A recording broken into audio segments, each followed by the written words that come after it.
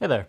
Happy Wednesday. So today we're going to kind of talk about how I color graded my short film Cash or Credit. I had a couple people ask in the comments of the video kind of what was my process like in grading this, and so I'll kind of explain what I did here. I'm not a colorist. I really have no idea technically what is the right way to do things, but I'll show you kind of how I did them, and if it looks good to you, then feel free to use any of this information that I give you. So let's get into it. So right off the bat, this is what the footage looks like when it's transformed to Rec 709. I'll show you my color settings here. I like to work in DaVinci Wide Gamut. From what I've heard, it gives you a little more room to kind of push colors around.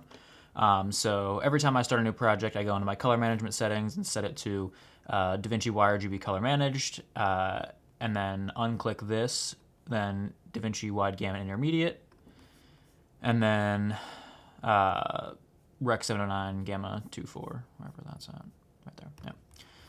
And what that will do is it puts you into the DaVinci Wide Gamut pipeline, I believe it's called. I don't know.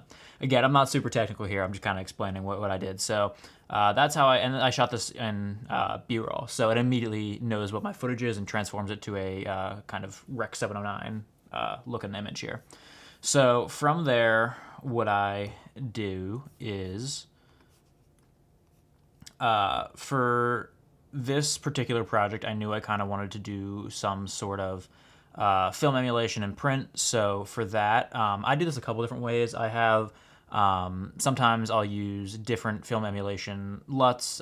Colin Kelly's is a really good one if you're working in a DaVinci Wide Gamut workflow. So I use his sometimes.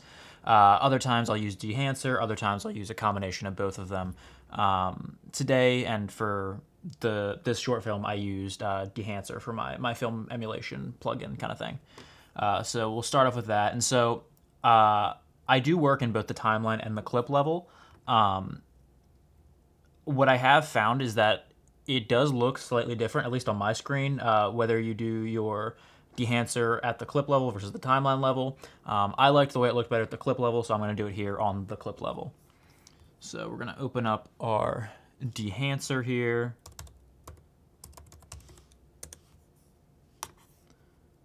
Pop that on there. Immediately it's going to look super horrible and weird.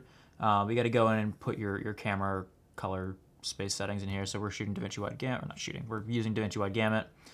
And then this is already, I think, kind of set up for what I was using. So yeah, then down here are your different film stocks you can choose from. For this project, I did use the Vision 3 250D, but there's a bunch of different ones you can choose from. So we use that. Again, that's without width. Again, it's I like the kind of tones and stuff it's giving to it, but it's still kind of, it feels a little flat. Not necessarily exactly where I'm wanting it, so we'll keep messing with that, but it's a move in the right direction. From there, I went in and did a film print as well. You have a couple different options here. I personally really like the 2383, pretty common print. So that's what that does there. And yeah, I'm liking what that's doing. So that's without Dehancer. That's with Dehancer. Looking pretty good. I still think I want to add some more contrast in here. So I'll do that in my curves in a moment. But we're headed in the right direction. One other thing.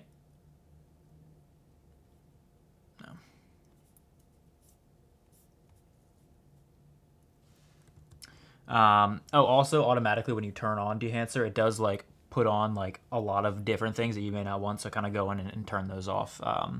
Like the film grain here, I'll mess with later. For mine, I think I used just DaVinci's built-in film grain.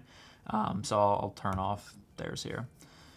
All right, so we have our Dehancer node here. Now that I've done that, I'm going to go into the timeline level here and start messing around with some stuff that I want to have happen to the overall image.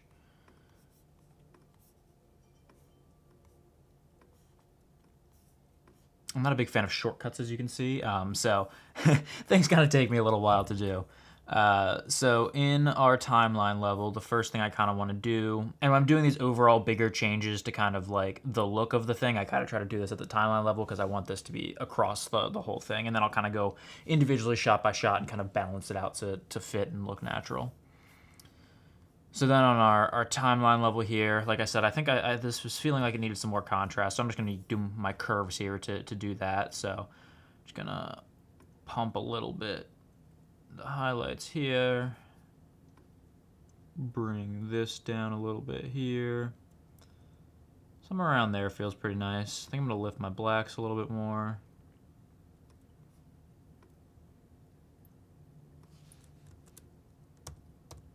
Yeah. Something like that feels nice. Yeah, so pretty happy with that. Might pump these highlights just a little bit more. Cool. Yeah, pretty happy with that. Now that I've done that, and as you can see, when you increase your contrast, it also increases your saturation a little bit. It may be a little bit too saturated for me right here, so I'm just going to kind of come down here. A lot of times when I'm doing things, it's kind of like one thing you do causes another thing, so then you kind of got to balance it out. And so a lot of the time, the balancing it out is just kind of moving around your saturation, which is what I'm going to do here. So bring that down just a tad. Yeah, something like that. Sweet. So already liking that a lot better. From here, what I'm going to do is, so it's feeling like my blacks may be slightly kind of contaminated with other colors. So I'm going to try and balance those out a little bit. The way that I like to balance them is by using my my log wheels, and specifically I'm talking about balancing out your shadows. So I go into my log wheels here and then my shadows, and then I'll kind of try to find like a point of dark or blacks like right here. And then just kind of maneuver them around. Oh, I'm being dumb. Do this on another node. Hold on. Add a node. 0.4.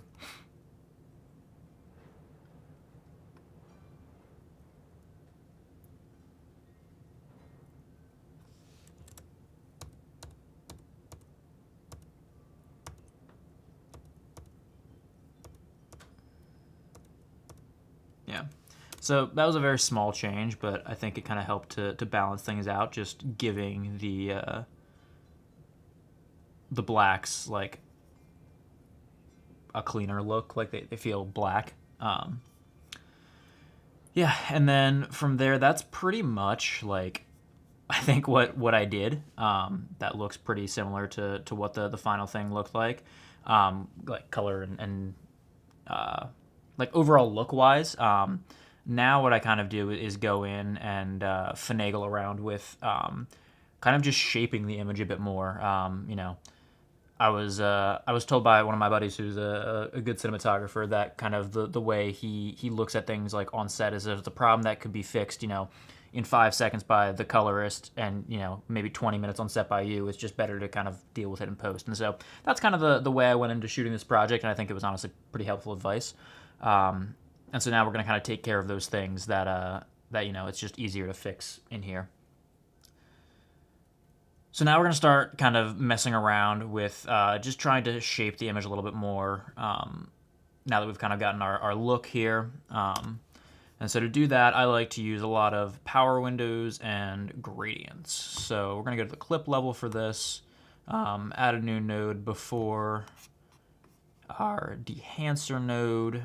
And so just looking at the image already, what I can kind of see is like I'm pretty happy with this overall. I think the one thing I don't like is I feel like there's just a little bit too much of attention or light just kind of hitting on this side of our register. So I'm just going to take a little gradient here,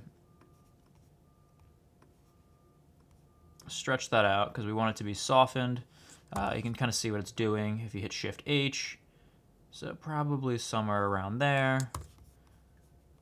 And then I'm just going to take my offset wheel and drag that down. Yeah, just kind of kill a little bit of that down there. Yep, that feels nice. Yeah. Pretty much that's oh, we can add our film grain. Forgot to do that. Grain, I'm not the biggest fan of Dehancer's grain. I like Resolve's built-in grain more, so I am going to use that. Not sure really why. I just personally like the tools that Resolve has for grain better. So we're going to add our grain here. For this, again, I'm not trying to really like emulate specifically the film stock that I'm using here, so I'm probably not going to use grain that's going to match it, but I just kind of wanted to, you know, add some texture to it, maybe look a little bit cool. I had a couple people in the comments be like, "Oh, I can't believe he's muddying up the image with grain," and I'm like, "Yeah, I don't know. I like it." There's really no other reason than that. That's kind of the reason I do anything, is just because I'm like, I think this looks kind of cool, kind of covers up my shittiness in my work, so that's what I'm gonna do here. So let's see. This is with it. That's without it. As you can see, it's kind of just honestly giving more texture than it is anything else. I think I almost want to add the strength up just a little bit. Maybe increase our grain size a little bit. Yeah, something like that. That I'm pretty happy with. Again, and it kind of just gives like a little bit of texture to the image.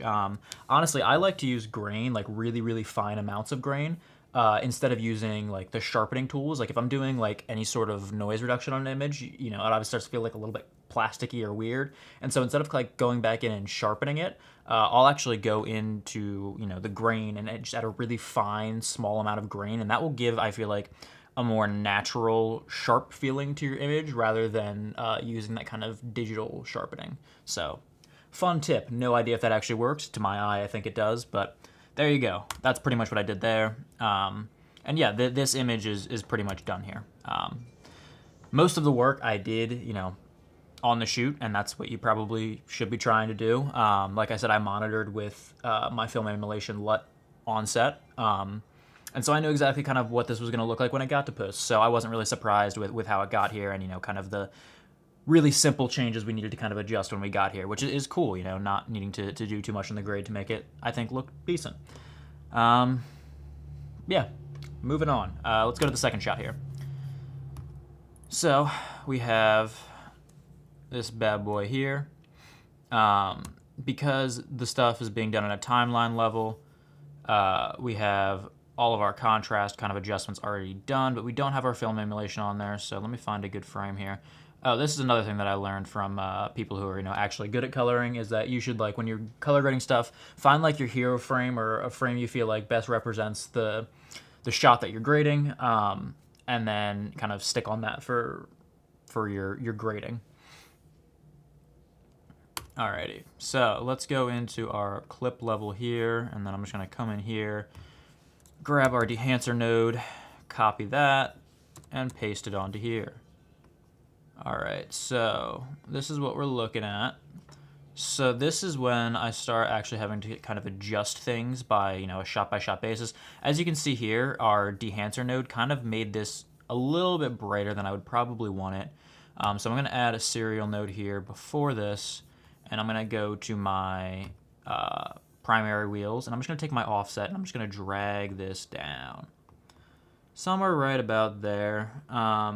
As you can see on our scopes here, we do have some highlights that are kind of clipped, and those are just our sealing things up here.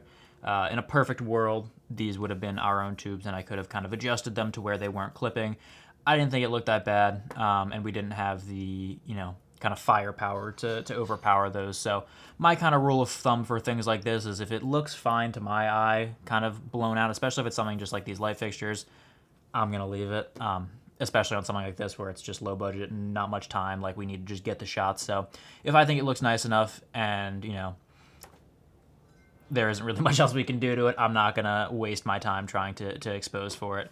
So this is not looking bad here. Pretty happy with that. I do want to check my shadows here to make sure we're not clipping those. So we're gonna go into our time. No, we're gonna stay in here actually. We'll add another serial node before this. Come in here, and then I'm just gonna quickly put a point here, and then lift my black levels a little bit just to make sure those aren't clipping. Oh, that's crazy.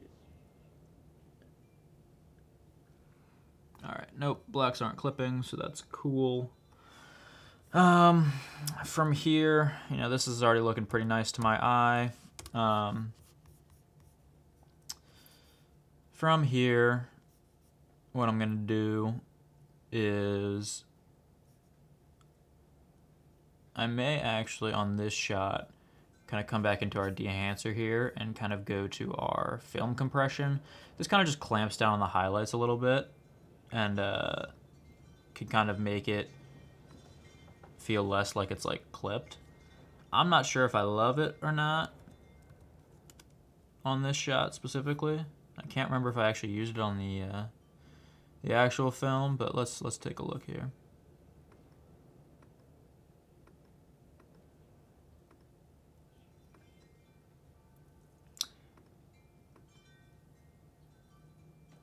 I think we gotta mess around with it just a little bit, but I don't hate what it's doing. I think it's just doing a little bit too much.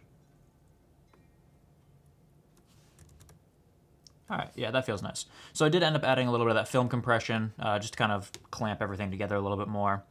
Yeah, that feels pretty nice. Now we're gonna kind of go into those kind of fine-tuning details. And so for that, I'm just gonna come in here and I kind of want to add just a little bit more shape to his face. And I want to do that in as broad of a stroke as possible. So sometimes I will go in with power windows and kind of track them to the face to kind of massage things, but I don't want to do that as my first kind of resort. So if I can, I'm going to use some sort of gradient to kind of affect the entire image, and it just makes it feel a little bit more natural. I'm just going to add a little bit of contrast here, back that off a bit. That's a little bit strong, so we're going to push that out, soften it, bring it in more. Whoa, light just died. Oh well. Yeah, something like that. Just adding, a little bit more contrast, kind of shaping that side of the face a little bit more, maybe touch more. Yeah, somewhere like right there. And then add another nose here before. How's that looking? Yeah, that actually feels good to me. And then we do have this node from the prior, which is kind of taking this down. I think it's coming up a little bit too high on his chin, but I do like how it's taking down the highlights on his collar a little bit. So I'm going to use that still, but I'm just going to move it down ever so slightly. So it's just kind of hitting the top of his collar like that. And yeah, that's it for this. So kind of as you can see, my process for grading is like stupidly simple. I really don't do too much to the image. Again, I'm not a colorist, so I try to do as little as possible. I really try to get everything kind of as close to where, as I can get it to the final look on set. Obviously, sometimes that's not possible, and you do have to massage things in the grade. But yeah, I really think the biggest thing here was kind of shooting with that film emulation LUT on set, so I kind of knew what this was going to look like in post. So really, once I got into post, I could just put that emulation back on there, and then just really tweak minor things to kind of get it massaged to where I think the best I could get it is. Yeah. But yeah, that's it. If you have any other questions, leave them in the comments below. I'd be happy to answer them, and I'll see you next week. Bye.